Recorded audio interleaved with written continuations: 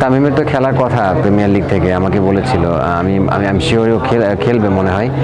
But Shakib কিন্তু আমাদের সাথে একটা ব্যাট গিফট নিয়েছে এবং সে নিজেও একটা ব্যাট কিনেছে আমাদের সাথে, আপনি যে জানেন না, সে নিজেও কিন্তু একটা ব্যাট কিনেছে আমাদের কাছ থেকে।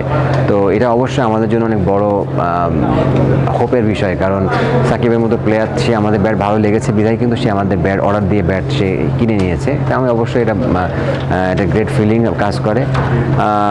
হ্যাঁ, আমরা চেষ্টা করবো যে তাদের সবাইকে একসময়, আমি জানি না হয়তো বা খুব শীঘ্রই সম্ভব হবে কিনা, বাট একটা সময় চেষ্টা করবো যে তাদেরকে আমাদের ব্যাট দিয়ে খেলানো। না, সাকিব আমাকে জিজ্ঞেস করছিল যে কি অবস্থা, কেমন চলছে, আর আমি ওকে জিজ্ঞেস করলাম যে ব্যাটের কী খবর। বললেন না, ব্যাট খুব ভালো ব্যাট হয়েছে, সে ব্যাটে হ্যাপি।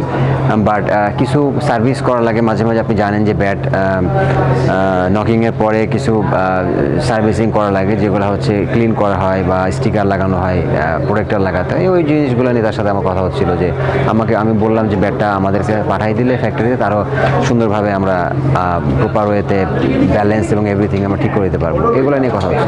না, অবভিয়াসলি আমার নেক্সট টার্গেট হচ্ছে বাংলাদেশ টিমের কিছু রেগুলার প্লেয়ার যারা আপনার রেগুলার ম্যাচ খেলবে, ওয়ানডে, টি20 বা টেস্টে। তাদের আমরা অলরেডি আপনারা দেখেছেন যে আমরা 2-3 জন, 4জন প্লেয়ার আমাদের অলরেডি তারা কন্ট্যাক্টেড হয়ে গেছে আমাদের সাথে।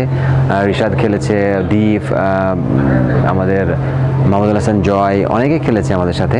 তাই হোপ যে আমরা সামনের বছরে আরও অনেকগুলো প্লেয়ারকে আমাদের টার্গেট আছে, আমরা করার চেষ্টা করব।